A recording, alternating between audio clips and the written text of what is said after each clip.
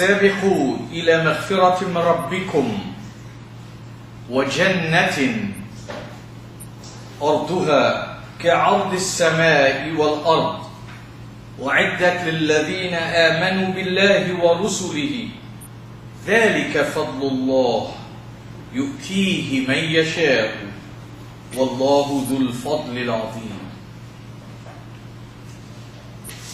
Dearest sisters and brothers, our viewers and our listeners, Assalamu alaikum wa rahmatullahi wa barakatuh.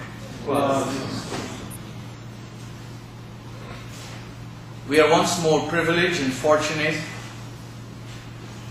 to have gathered together for the purpose of making our Friday afternoon count. And the most natural and becoming way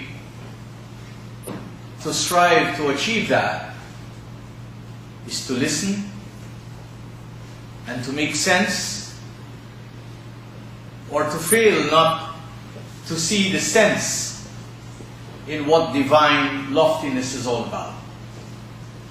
If we don't do that, then it's more than likely that this will become a ritual for us, it will become a habit for us, and we perhaps more than anyone else would know the mystical reason why we keep coming. We have still been continuing our journey to examine how we can deal with the Ramadan. For some people, and most Muslims,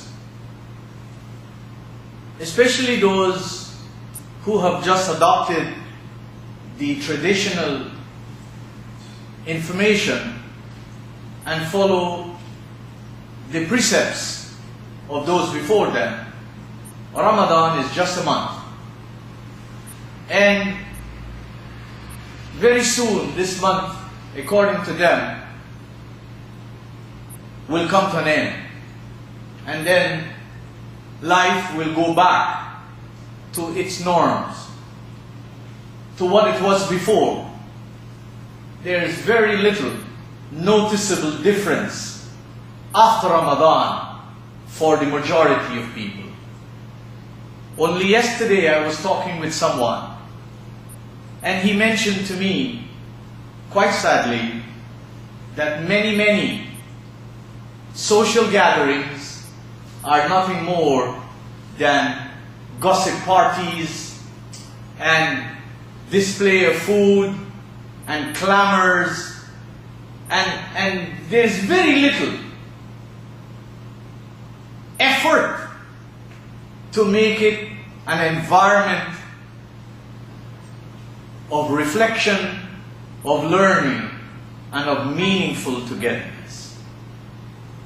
And this is all over. And many of us make it a big issue in our life that we continue those traditions. We will go to our own relatives, we will go to our own friends. Because why? We want to continue that tradition.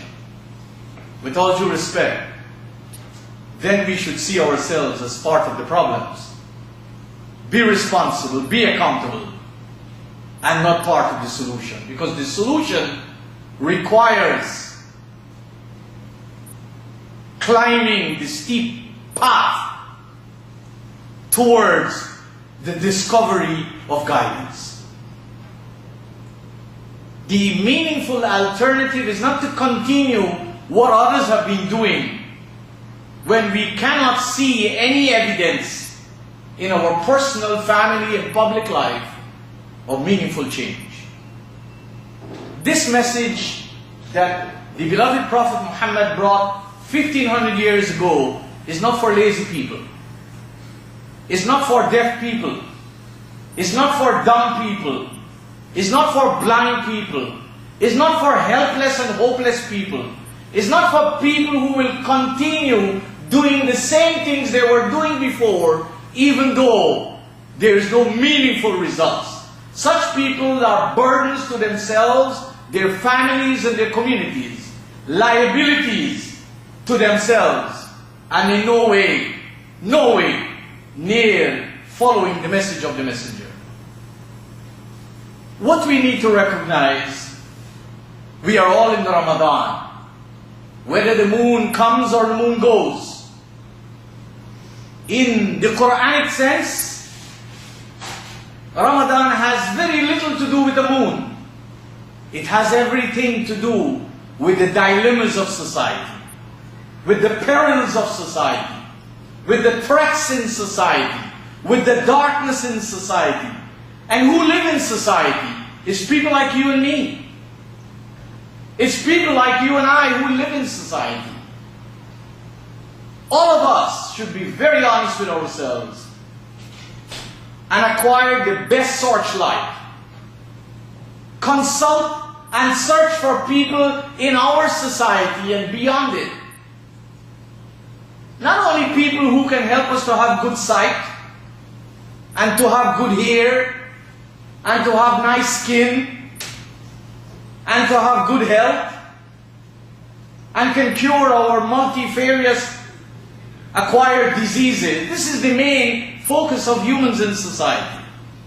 Because to us, we were told that sickness is only of a physical nature. Actually, a study of the human being tells us that even a lot of our physical illness and sickness, they're due to the mind. The psychology of the human being has a lot to do with lots of the sickness.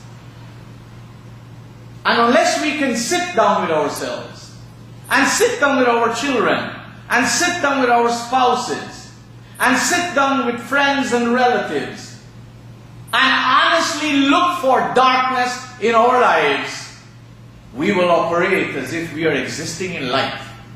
Perhaps the most dominant light that is available is because we live in an affluent society like Canada, where there is no shortage of the light that is as the result of electricity. But when you look for divine light, enhancing light, empowering light, the ability to come out of the darkness that we allow ourselves to be part of, that we subject our family to be part of, that people who associate themselves with us, at whatever level, they see that as being our characteristic. To come out of that kind of darkness requires the resolve, not laziness, the resolve to believe in the fact that yes we can, yes we are capable, and yes we want to do it. Ramadan in the Qur'anic sense represents therefore the darkness in human society. The Layla in human society. Layla to the literal Muslims, to the weekly Muslims, or the monthly Muslims, or the traditional Muslims is a night. Fajr to the traditional Muslims is the physical dawn. Layla in the Qur'anic terminology represents darkness in human society. Fajr in the terminology of the Qur'an represents a new beginning, a new dawn, a new horizon, a meaningful new day. And these can be taken literally, and if you take them literally, you see what's the results. But if you take them figuratively, then you and I know we have to work for something. It's like when the Qur'an says, وَقُرْآنَ الْفَجْرِ.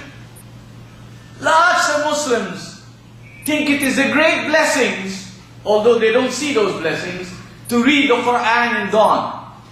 Of course, any useful text, and psychologically perhaps if you were to begin your day reading a text that is full of inspiration, and you read it for inspiration, and to build your aspiration,